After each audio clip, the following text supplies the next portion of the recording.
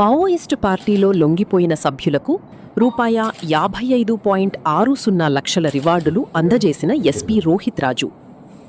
భద్రాద్రి కొత్తగూడెం జిల్లా పోలీసు శాఖ ఆధ్వర్యంలో మావోయిస్టు పార్టీలో పనిచేసి ఇటీవల లొంగిపోయి జనజీవన స్రవంతిలో కలిసిన సభ్యులకు తెలంగాణ ప్రభుత్వం మంజూరు చేసిన రివార్డులను జిల్లా ఎస్పీ రోహిత్ రాజు శనివారం తన చేతుల మీదుగా అందజేశారు.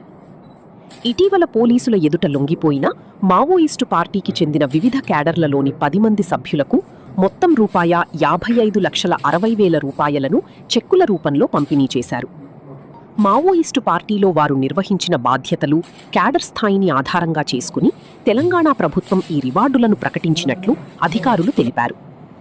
రివార్డులు అందుకున్న వారిలో ఒకరు స్టేట్ కమిటీ మెంబర్, ఒకరు divisional committee member, 6 area committee సభ్యులు, 2 దళ సభ్యులు ఉన్నారు.